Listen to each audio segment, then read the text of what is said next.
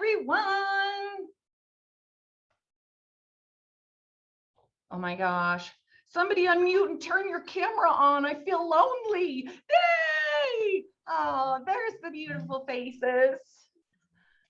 I thought I was going to have you talking to a bunch of like little black boxes today, Jake. Black boxes are not as fun. They are not as fun at all. Kaylee, my dear, I'm going to make you my co-host, if that's okay, to help manage the waiting room as we rock and roll this day. All right, it is 9:02 and we had an appointment at 9 o'clock. I am quite sure that we'll continue to have people jump into the call, and that is awesome. I'm really excited about this one. And I'm excited for a couple of reasons. One, I love the topic. Two, I so respect and love our guest today. And three, typically I prepare our guest with an idea of the conversation. And today you are getting one of our top leaders, totally ad lib, not prepared for this call, because I wanted you guys to have the opportunity to ask the hard questions that apply to your businesses. So just like every Momentum Mastermind, or just as a disclaimer, we are going to, yes, unscripted, Jake, like raw. We are going to start this mastermind off with an interview of our guest.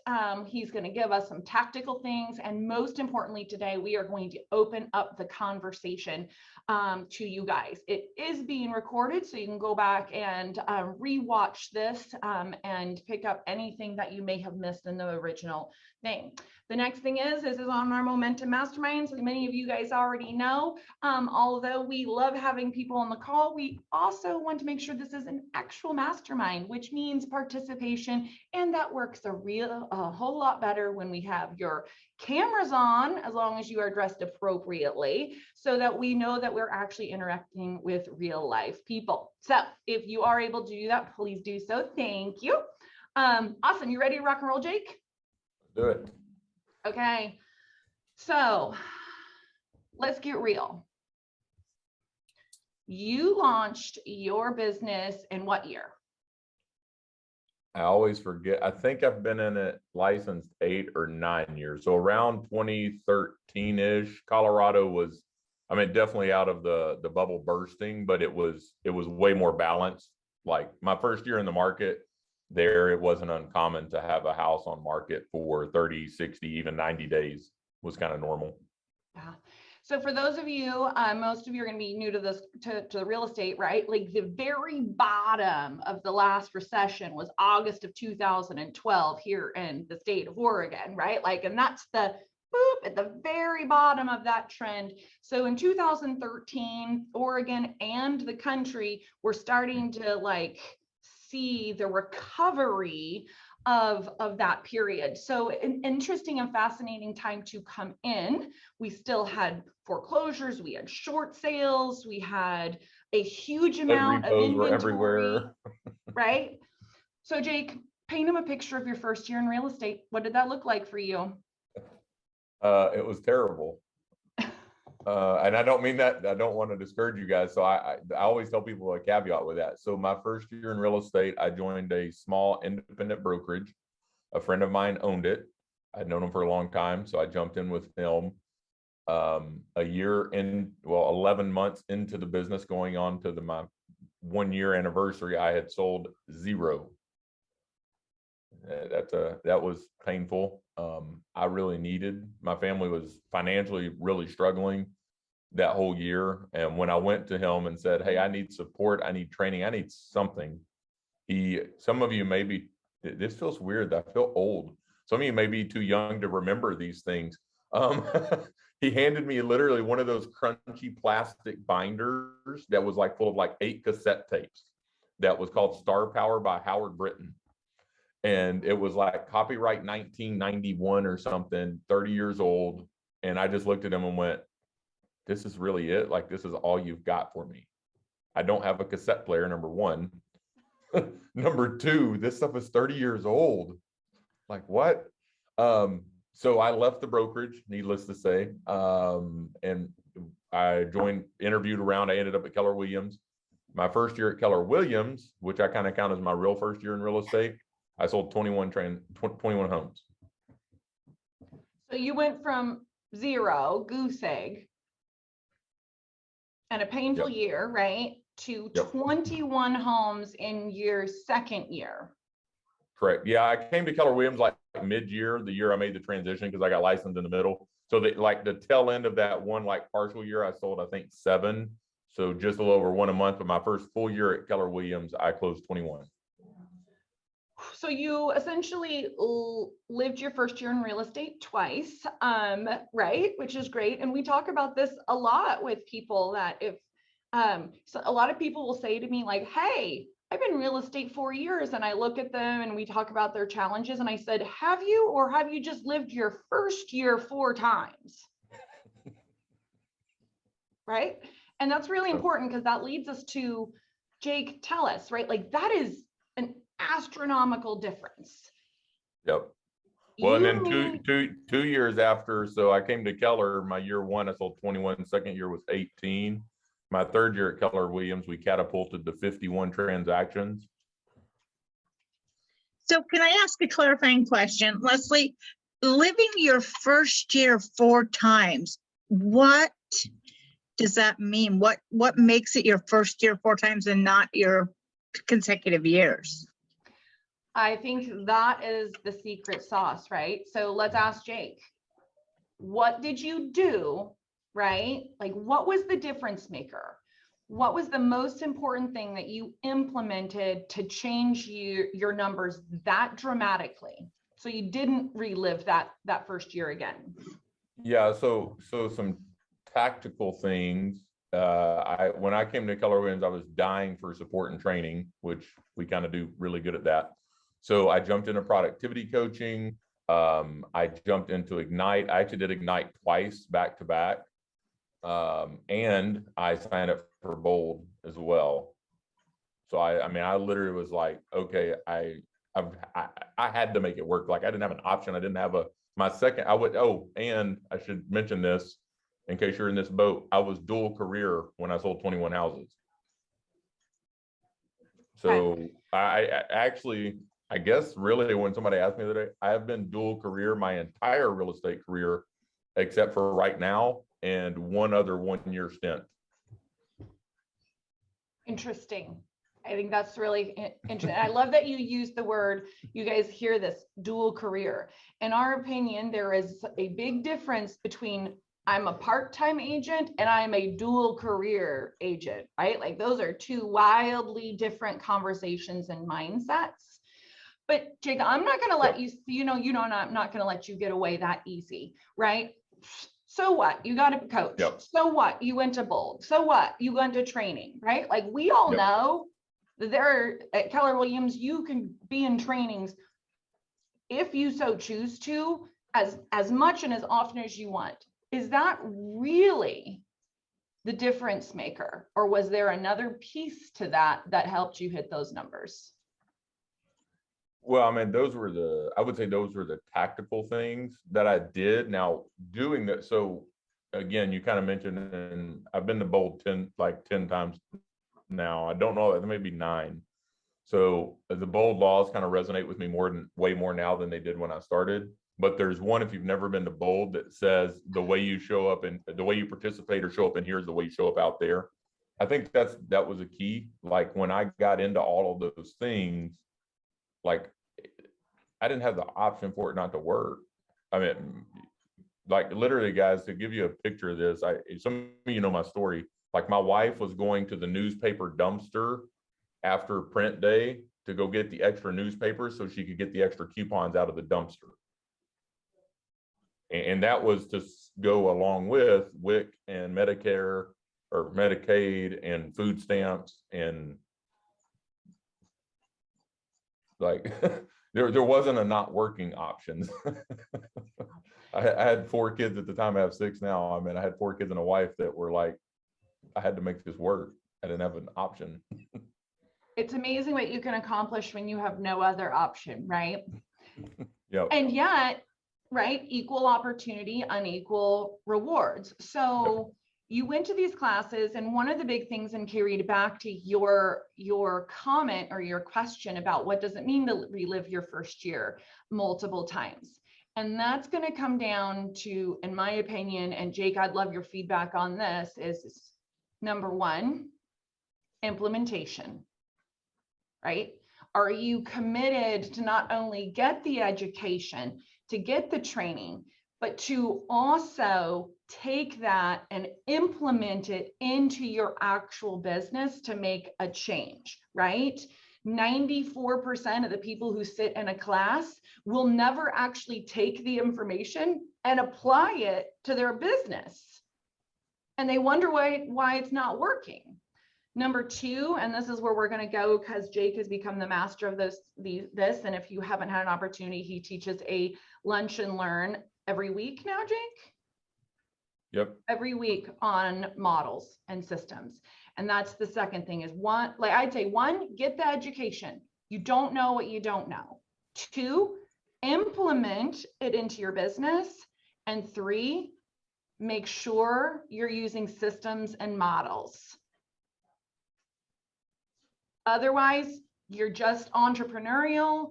You're just like letting the world dictate what's going to happen to you instead of taking control. Jake, what are your thoughts on those three things?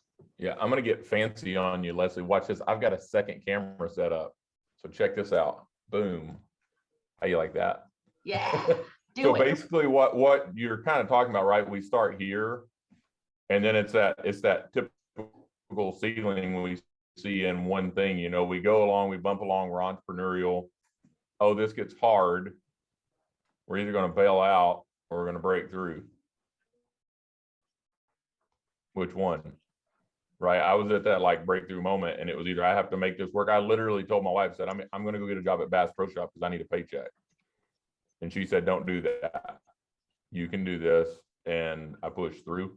I think a lot of times you're like, we start out and we go, oh, that got hard, and we drop back to where we started. So here's the start, you know, here's your one, here's your two. Oh, we ran again. That didn't work. Oh, we go back, and we don't give it enough time to break through. So that would be kind of my thought on it. You know, we get too bored or with, remember one of the quotes Gary said that stuck with me one time was, he said, to achieve mastery, you have to get comfortable with the boredom of mastery. And that is incredibly hard for me because I am super entrepreneurial. Leslie, I think Jana had her hand up. Can you tell me when the class is for the models and systems that you do weekly? I'm happy to share that, Leslie, with the network. I've only published it in Sunset Corridors thing right now. Okay. I mean, I don't mind sharing the link.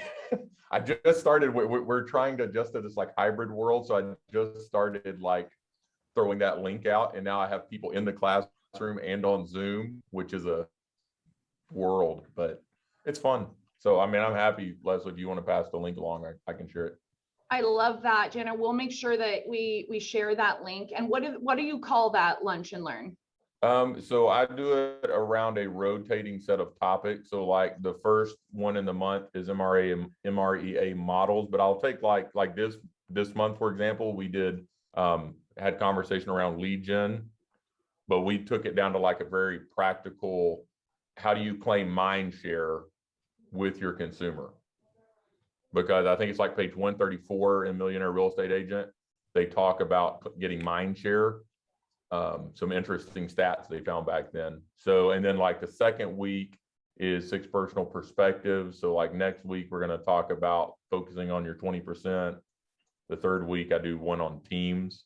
And then the fourth week is wealth building. Awesome. And fifth week is off. That's your bye week, the bonus week. Okay, you guys, I just had a realization that here at Keller Williams, we use a lot of acronyms.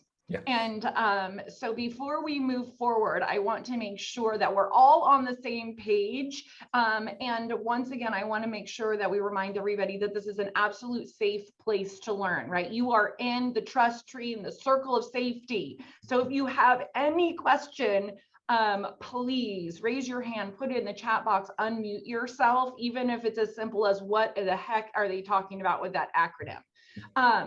The acronym that we're talking about is the MREA, and that is also called the Red Book, right? The book written by Gary Keller, the Millionaire Real Estate Agent. So when we're talking about the systems and models that Jake learned in that second year of real estate and implemented in his business, they're all based on the systems and models of this book.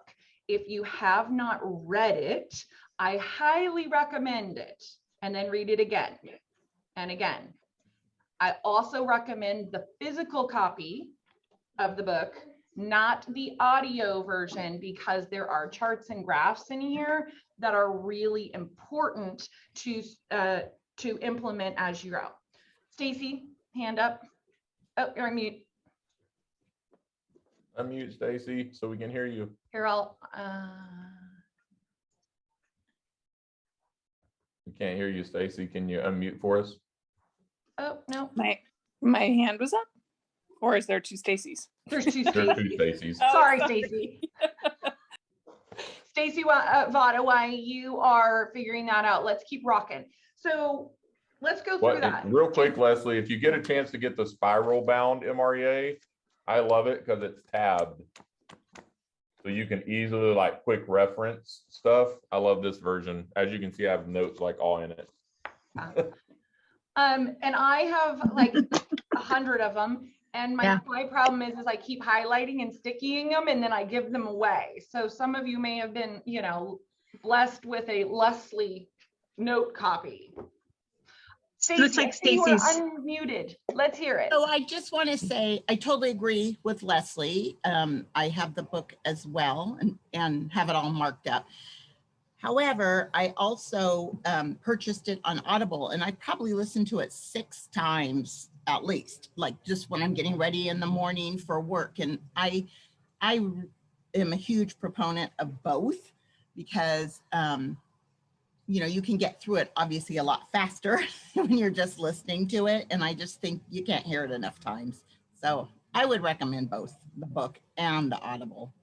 I love that, Stacy, right? Like I have the physical book to have the marks to refer back to, and then the audio will just remind you, like keep it front of mind. Thank you for that. Mm-hmm. Okay, Jake, let's talk about this.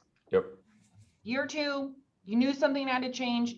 You had to implement a system and model. What was the first system or model that you implemented? So I would say the first thing that my coach helped me through actually had nothing to do with the models yet. At the very like early on of our relationship coaching, my productivity coach, after listening to me make excuses and whine a lot, quite frankly, he said, Jake, what I keep hearing you say is no one deserves to earn 6 figures, that all people that earn 6 figures are greedy, they're bad people. And he said, I'm going to tell you, as long as you believe that, you will never, you're literally everything in your subconscious, your being, whatever you want to call it, will work against that because you don't want to become a bad person.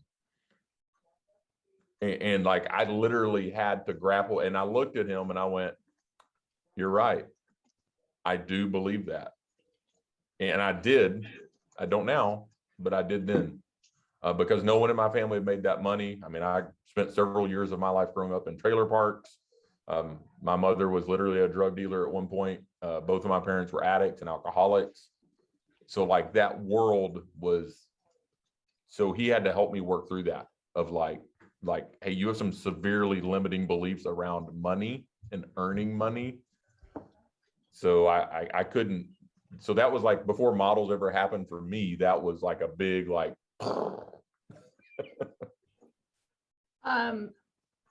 Jana, yes, you are allowed to ask Jake questions. As you can tell, he's an open book.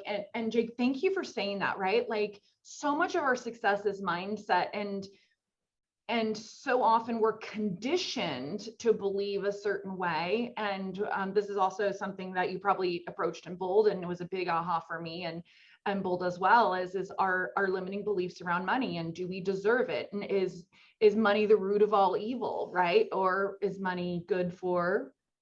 Yeah, the good that it can do. And by the way, that's one of the most misquoted Bible verses I've ever heard. It actually does not say that. It says, for the love of money is the root of all evil. I love that. And by the way, I've seen more poor people do terrible things to people over money than rich people. And Jake, I would say, and you might find this with a lot of our leaders. I remember that exercise the first time in Bold where you have to spend the money, and I couldn't bring myself to spend $50, right? Like it wasn't even my money to spend, you know. And for those of you who haven't gone to Bold, you do a checkbook exercise, and the exercise is, hey, if I gave you this money today and said you have to spend it, I'll double it tomorrow, and I'll double it every day, but you have to spend it in a day. I couldn't. On yourself. On yourself. I couldn't do it. I got stuck at $50. Now I do that exercise within minutes. I'm up to millions. I am like, give me that money. Like, yeah. Awesome. Okay. So number one, mindset. Yeah. Then what happened next? I don't remember where it came into the conversation, but he helped me realize the math. So I know this mastermind is mostly people, not everyone, as I see some faces on here, mostly people that are kind of getting into this momentum phase, right? You're either starting or you're selling maybe 12 to 15, maybe 20 houses. I know there's a couple that are selling more than that on the call because I recognize some faces. But again, I meant like my coach just, here's an easy coaching moment. I don't remember when it happened. He did this. He said, it comes down to this, Jake. I want you to do this one thing. And I was like, give me it. What is it? Because I'll work hard if you tell me what to do. And he said, one, every week, set one appointment with a person that actually is interested in buying or selling or investing in real estate. And I was like, that's it, just like one appointment. And then so let me see if I can make my camera thing work again. I feel fancy today. I got me a second camera. It's really fun. You're like a tech genius today. Yeah, right. Let me switch. So here, if you break down the math on that, so you've got, let's say, so my hope is that you all plan to take some time off. Here's what I know. You'll take it off either on purpose or on accident. One way or the other, you'll be off. So let's say 48. So if oh, that's backwards. Why is that writing backwards? That's a trip. No, it's good. You're good. It's on good. that side. Good.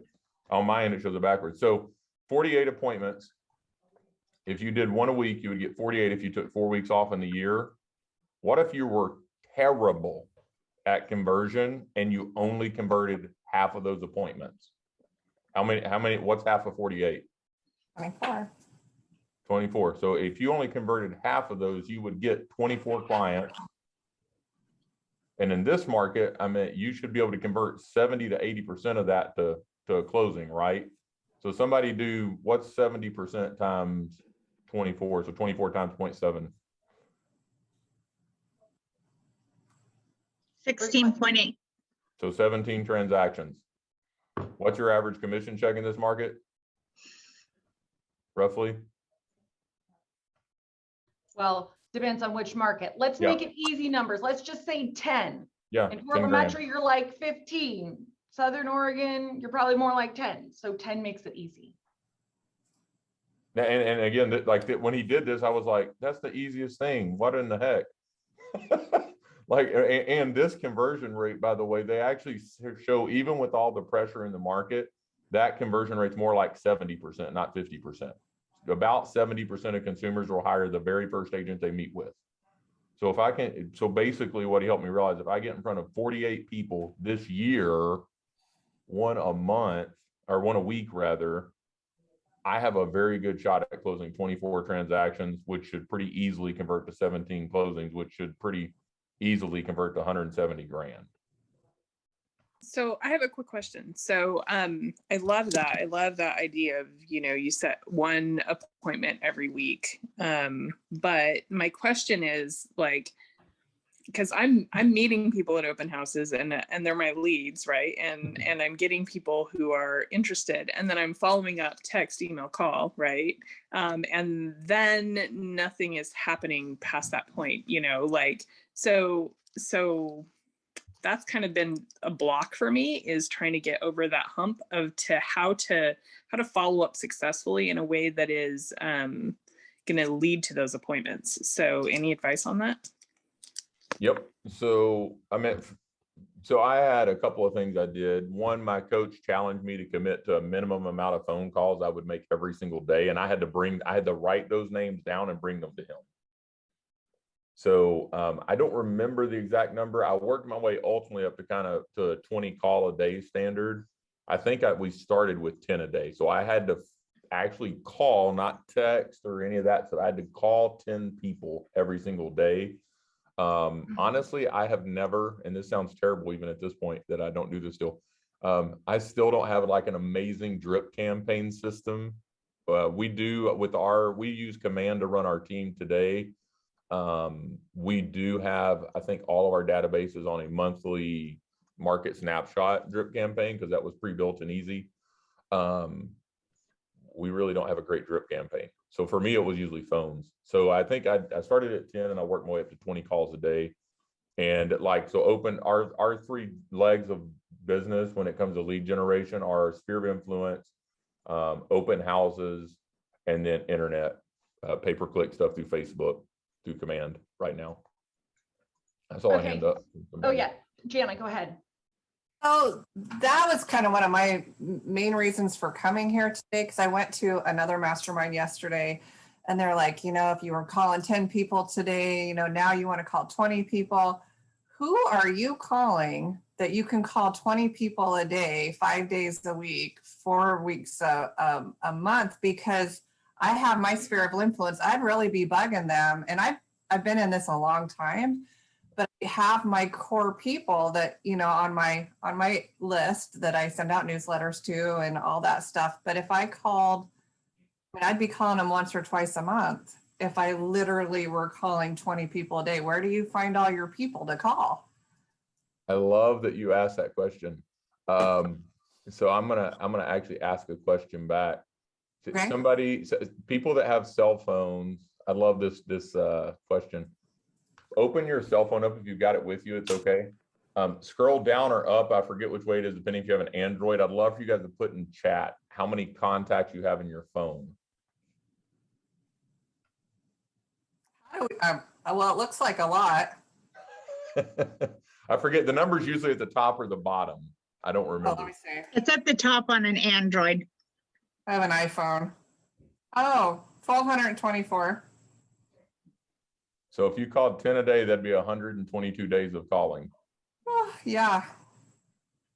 And again, I want you to take time off. So you call 5 days a week. So I mean, that's like, I don't know, that's a bunch of weeks.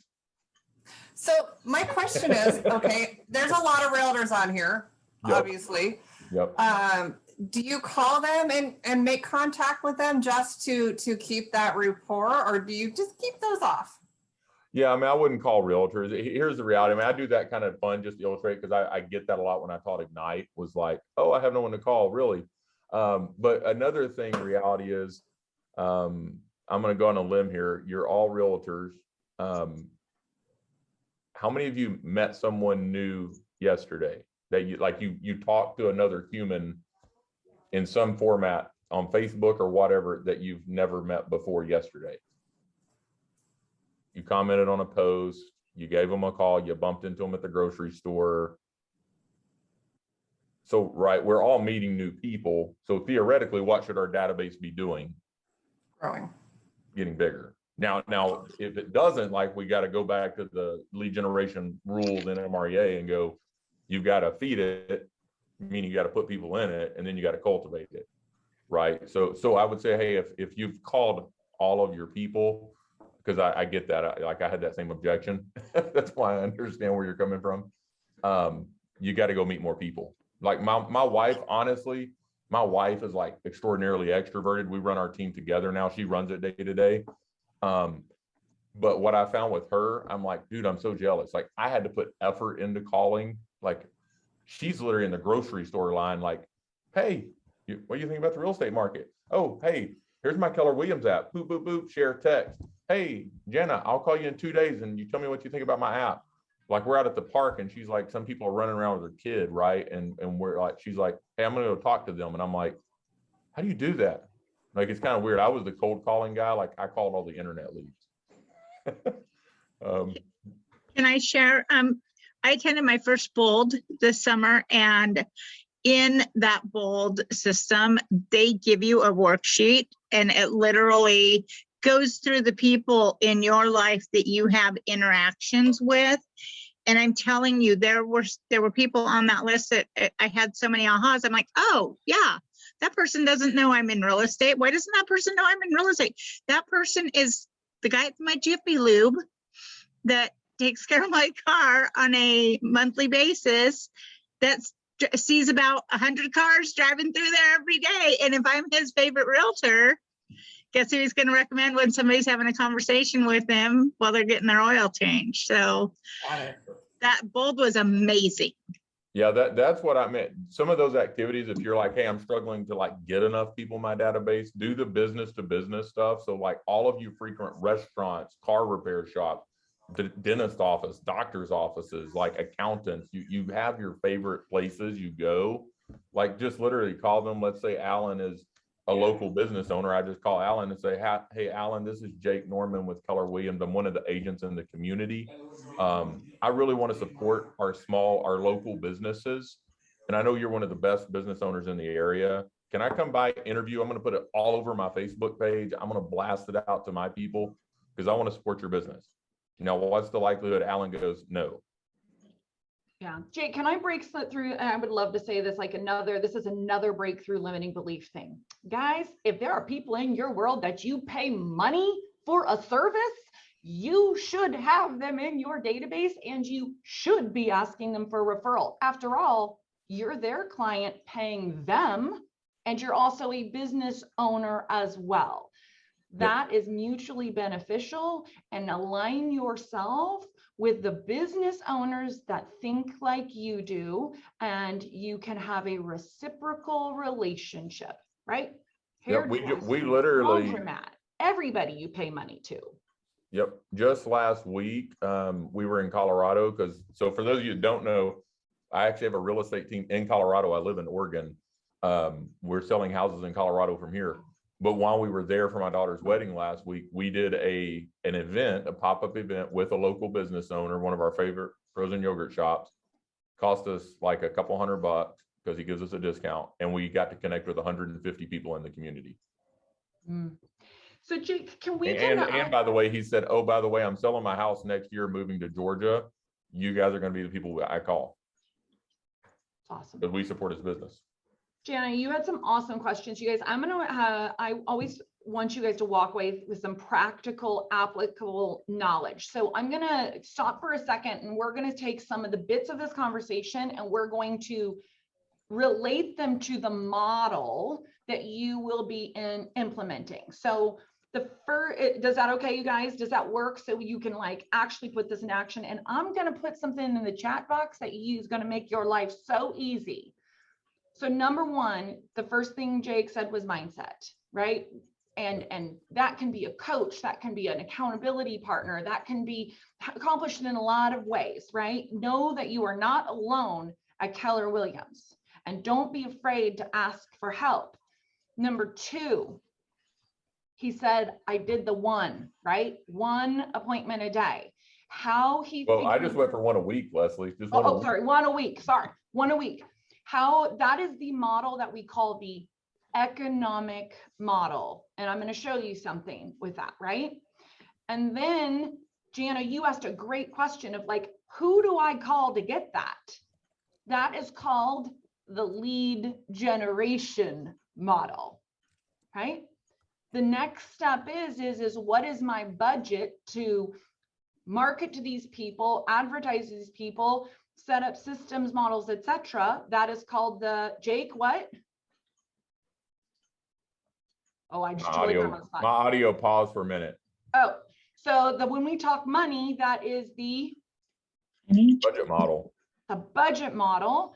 And for those of you who are working towards someday building a team, then that would be the organizational models. So the 4 models you're going to hear out of the MREA. Now, let's backtrack and say, assume you've got the mindset under control. Number 2, when and how do we find out how many appointments we need to go on every week, every month, every day? I'm going to put something in your chat box. And Jake, is it okay if I pull it up and show it to him real quick? Yep, I just put in there, guys, we worked it out at our market center. Roughly, depending on your GCI here, you're going to be looking, if you wanted to make 1 million GCI, it's about 4 to 5 appointments a day is where the math works out. I love that, Jake. Thank you. So one of the things that we talk about, especially with people in the launch position or the momentum world, is how many calls do you need to make? How many appointments do you need to set? Guys, this is an Excel spreadsheet that makes it easy for you to implement and change your goals every year. We've taken all of the models and put them into one easy workbook. So all you need to do on page 1 is decide how much money you want to make, how many weeks you want to work, what's your average price point, what's your conversion rate. Jana, you had asked about that, or I think, oh, Stacy had asked about that, right? One of the most important things is if we're not tracking our numbers, then we don't know if this is a lead conversation or whether this is a skill conversation. Because if we're having the conversations, but we're not getting the result, then it's a skill conversation. Okay, so you fill out all of page 1, and guess what, you guys? Then it automatically calculates for you. In order to make $100,000 at an average sales price of $500,000 at our conversion rate, at our standard conversion rates, by the way, we have given you the cheat sheet of what the industry standard is, so you can compare yourself against industry standard. And in this case, you need to sell 9 homes in a year. And right here, it tells you, you need to go on 0.29 appointments per week, 1 every month, or 13 in a year. Now, can I go back to mindset for a second, Jake? Yep, and I love this tool because of it. And not only does it tell you that, but it becomes diagnostic if you look at your actual conversion rates. So you know where you need to improve your scripts. There you go, right? Like once we measure, then we know where to implement change, where to get that education, who to talk to. Now, I'm going to take you back to mindset. Guys, whenever you see a fraction, you always round up. Okay, you do not go on 0.29 appointments a week. You always go on 1, whole numbers. There are a couple of reasons for that as we go back to that mindset, because that was the number 1 in our conversation before we get to models, is because the human brain reads a fraction or a decimal as an excuse. ...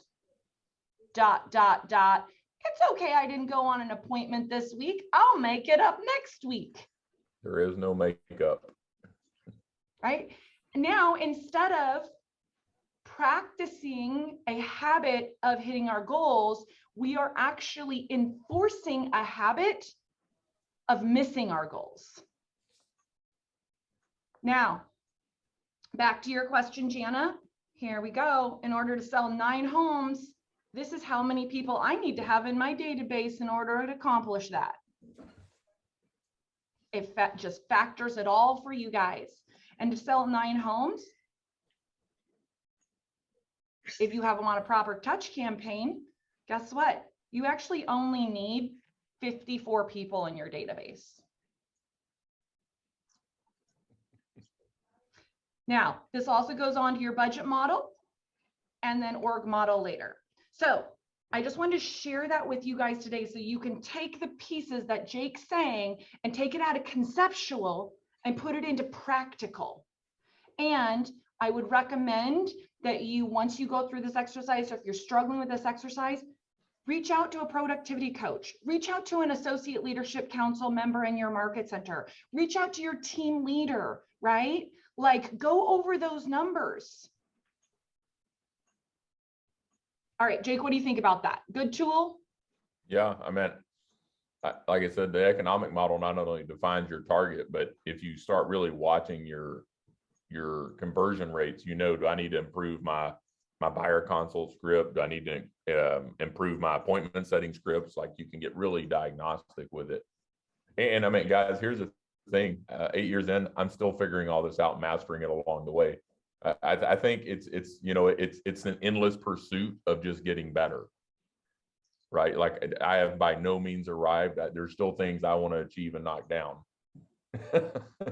An endless pursuit. I love that. And Jake, I think that's really important. You came in 2013-ish. I started my real estate career in 1999. Stacy, when did you start your career? Oh, she's on mute. And one of the things I want you guys to understand, right, as you go through this, and Jake, you just hit it on the head. Sorry, 1988. 1988. You win the prize, right? And you're still learning today, still on a mastermind, right? I didn't hear that. There is a quote that I will caution you, and that is if you keep doing what you've always done, you will keep getting what you've always gotten. Show of hands, who believes that? Okay, now I'm going to blow your mind. No, guys, that's not the case. It's a great quote, but that quote assumes that all variables, including you, remain the same.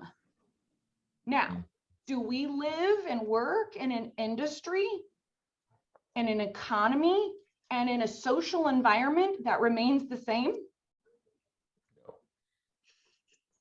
Have you grown, changed, or adapted in the last 5, 10, 20 years? Great. So here's my hope was that it was a yes to that, right? So here's the real truth, guys. It's the endless pursuit of mastery. If you keep doing what you've always done, you don't get the same. You get progressively less because the world around you has changed. What do you think about that, Jake? That's good. Well, one, and I think it's part of that pursuit too, guys, is like, start with a goal that pushes you, but you can achieve. But it's like going to the gym. Like, if you went to go lift weights today and get into a bench press, like, I'm not jumping under the bar and doing 500 pounds today. I would die. But I might be able to go do 50 pounds. But as I do 50 pounds consistently, then I can get to 100 maybe. Then I could get to maybe 150, Same thing with lead generation. Like, if you're like, man, I'm never going to go make 20 calls a day. Awesome. Start with 5, start with 10. And once you can do those reps consistently, go to 10, go to 20, and like open houses is a great example of, we had to redefine what our success was. So like, our success for an open house initially was put 2 people in our database, name, phone number, email. It wasn't, oh, we had 50 people through the open house. That didn't matter. Did we get 2 people's names, phone numbers, and emails? I love that. Redefine success, right? It was, you chose quality over quantity. Yeah. Well, we wanted both, but we had to define what successful was, because originally we thought winning was we had a really busy open house, and that wasn't, if we didn't get information, it didn't matter. Awesome. You guys, we have a few more minutes. What other questions do you have for Jake? Don't go easy on him.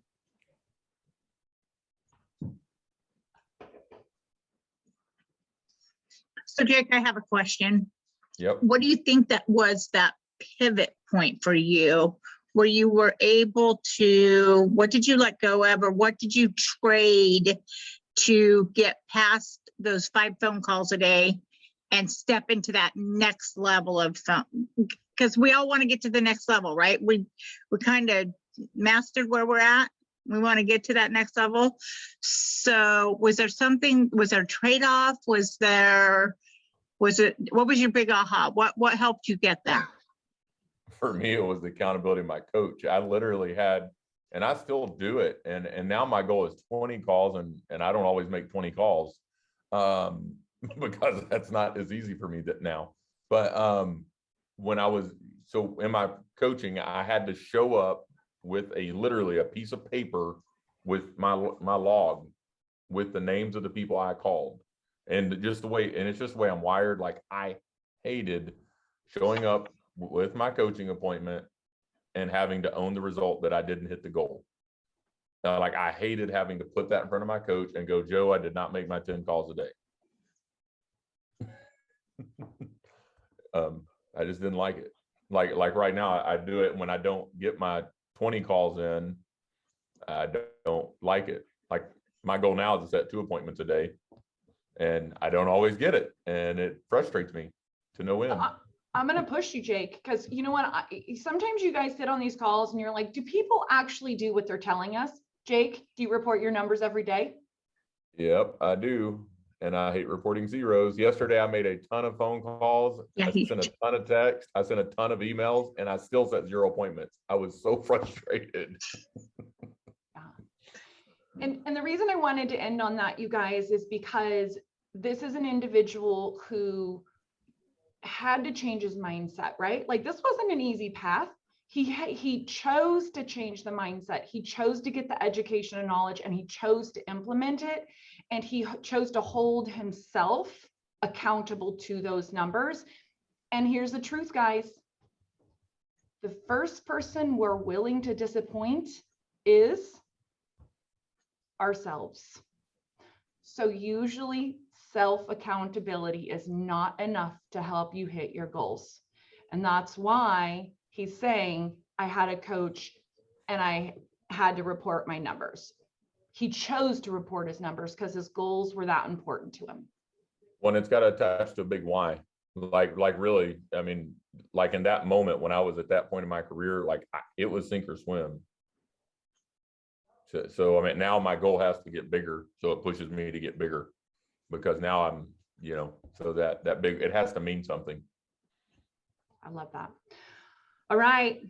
So you just tied it all, put a nice little bow on it with like the big why, right? We are going to stop there. Maybe next time we'll talk about the big why and how that helps motivate you, how you set that, and how to work through that. What do you guys think about that as a good topic for next time to like help motivate us to crush those goals?